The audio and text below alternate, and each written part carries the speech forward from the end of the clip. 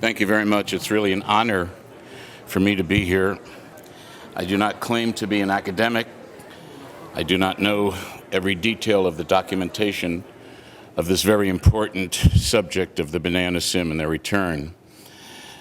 I am primarily a rabbi and a teacher, in many ways a pastor, to people who discover their Jewish roots and then want to return. And I've been doing this for 3 decades.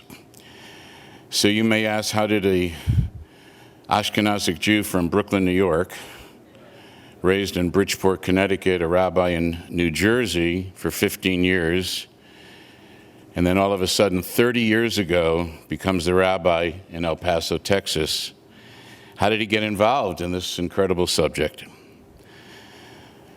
In August of 1986, I came to the community of B'nai Zion in El Paso, and 2 days later, I met a young man from Juarez, Mexico, right on the border of Juarez, who came to say, I have to talk to you, Rabbino.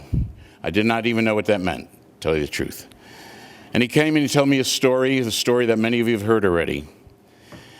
But when he told it to me, I didn't connect at first. His story was that his grandmother had just died 2 weeks ago in Juarez. He's a religious Catholic. But ever since he was a little boy, and he was about in his 40s now, he said he was the only member of his family that on Friday night she would take him into a dark room in the house, light 2 candles, say a prayer in a language he didn't understand, and following that, they would come upstairs for a big meal on Friday night. And he said that she had died 2 weeks ago, and so he had asked his mother, will you please carry on that tradition in honor of Grandma? And she refused, and he couldn't understand it. And he went from relative to relative to relative, and finally he wouldn't let go of this. Nobody would do it. And so they told him to go to see the priest in Juarez, which he did. And the priest in Juarez told him that there were hundreds of women in Mexico lighting candles on Friday night who were Catholic, and he knows why they're doing it, but he should see a rabbi. And if you can't find a rabbi, then go back to the priest. Where's your rabbi? El Paso. I had just gotten there. And so he's sitting in front of me, he tells me the story. So he says to me, Rabbino, why am I here? I said, well, you know, this is a Jewish custom, at which point I thought he was going to fall off his chair. And he said, well, why would my grandmother be doing a Jewish custom? And when I talked to him about the Inquisition, and I'm going to say this 50 times because I know we're in a tight schedule, and Avi Gross, I'm giving you a little bit of liberal time because you spoke at my community last year, and I was very generous to you, so I expect the same in return. So anyway, at the end of the day, he asked me if he could come to my synagogue. I said, anytime you want. He started coming. I don't really know what happened in that particular case, but I will tell you this, to this day, this gentleman comes every Yom Kippur. He spends the entire day in the synagogue. We acknowledge each other. I know why he's there, and end of that story. 2 days later, another similar incident of an attorney in El Paso, Texas, who tells me that her aunt just died. And following the funeral, there was a mass at the church, funeral in a Catholic cemetery. They came home, and she sees that her nieces are all sitting on low benches, all the mirrors are covered, and they're eating round objects. And she says to her nieces, why are you doing that? And they said to her, well, our mother told us that she had Jewish roots, and when anyone died in the family, she would do this. So we do the same thing. She says, you mean your mother, my mother's sister, had Jewish roots? My mother never told me about it. Well, we're just doing this. Well, what do these customs mean? We have no idea. And so she just coincidentally calls me, and I start explaining these traditions. Now, 2 incidents in 3 days, you begin to think, El Paso, Texas, what's going on here? And then the final thing that happened that week was the cable guy, and I don't mean Jim Carrey. The cable guy comes to my house to install cable television, and when I left New Jersey, as a joke, they gave me a little sign, and it says on it, Shalom Ya'al, which you don't say in New Jersey. I'm telling you, you don't say Shalom Ya'al. And so it's still over my fireplace. So this cable gentleman says to me, are you Jewish? I said, not only am I Jewish, I'm a rabbi. And with that, he says, I'm Jewish too. And he opens his shirt and he's wearing a big Magen David. You know, one of those big ones where your head has to do, it's so heavy. And he says to me, I'm Jewish too. And I said, well, really, where do you go to shul? He says, what's shul? I said, where do you go to synagogue? He said, I haven't decided yet. I said, why haven't you decided yet? He said, I just found out I was Jewish. I said, how'd you find out you were Jewish? He says, a month ago, my grandmother calls all of her grandchildren over to her house. It wasn't a birthday, it wasn't a celebration, and she has 10 grandchildren. And she says to us, I have to tell you something. What is it? She goes under the bed and she brings out a box. This is what he's telling me. And in the box there happens to be 10 objects. Coincidental, 10 grandchildren, 10 objects. And each one of these objects has Jewish roots. And she reveals to her grandchildren that she has Jewish roots, tells them a little bit about the story, says this has been in her family from generation to generation to generation. And she tells each one of them to pick one of these objects. And there was, from what he described to me, a Kiddush cup, a menorah, a Bible in Hebrew and Spanish, etc., etc. He happened to pick the Jewish star. Now I began to really get curious, and I started to do research, and I could not find any help anywhere. It was just, this is 30 years ago, remember. And so there was a rabbi emeritus, now I'm an emeritus too, and at the Reform Synagogue in town, and he had written a book called Roots and Boots about the early history of the Jews of El Paso. So I called him up and I asked him if he knew anything about this phenomenon. I had studied about Marranos in rabbinical school and other places, but I never met anybody in all the years I was in New Jersey. And now I haven't stopped meeting them. Well, there was a Rabbi Plotkin in Phoenix, a Reform rabbi. I spoke to him briefly, but that was it. And then it began to happen. And then a few years later, the Society for Crypto-Judaic Studies had a conference in El Paso, and one of the organizers of that, Stan Hortis, gave this lecture about the crypto-Jews of the Southwest. And now it began to register. So I'm going to fast forward 30 years later, folks. I have been involved in this movement, not as a scholar, but I have been working with people in my community, in Juarez, and in other remote communities in New Mexico, where there are no rabbis, where there are no synagogues.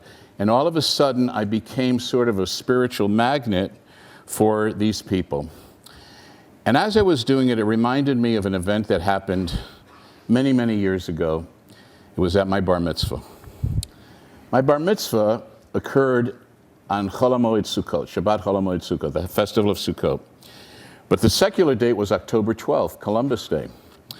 Now, I was just barely 13 at the time, and Columbus was my hero, and Ferdinand and Isabella were my heroes because they funded the trip. And if it wasn't for them, I wouldn't be here for my bar mitzvah, so I was really thrilled. 2 days before my bar mitzvah, I had a conversation with my grandfather, who was from Grodno, Poland, an Ashkenazic Jew. And I said, Grandpa, I really would like to learn a little bit about your life, before my bar mitzvah. Tell me a little bit about you. And he says, I'm going to tell you something that no one has ever asked me. And then he began to cry, and he said, I had the same conversation with my grandfather at his bar mitzvah. Let me tell you something. His name was, I only knew him as Morris Leon, that was his name. And he said, when I came over to the States from Poland, they changed my name from Moshe Leon to Morris Leon. He said, but I have to tell you something. Even though we're Ashkenazic Jews, we did Sephardic practices. Like what? And he said, for example, my grandfather before me was Moshe Leon. And his grandfather before him was Moshe Leon. And his grandfather before him, and they were all alive at the time that they were named. That's not our tradition. Our tradition is to name in memory of a deceased relative. And he said, to tell you the truth, there is a story in our family that we go all the way back to the 13th century. And he said, did you ever hear of Moshe de Leon? And I said, no, and I didn't. Well, he was the founder of Kabbalah. Always remember that. So honestly, that came to my mind at the time that I got involved with all of this. I look around this room and I see my heroes. I see heroes in this community that are here at this incredible conference. And it is such an honor for me to be here. For 13 years, we have had an Anusim conference in El Paso, Texas. And I see Seth Kunin, who was one of our keynote speakers. and David Gitlitz, one of our keynote speakers. Last year, Avi Gross was our keynote speaker. Rabbi Juan Mejia, who's sitting over there with his hand on his chin, and Rabbi Nisan ben Avraham, who was raised as a Catholic in Mallorca and now is a rabbi in Israel.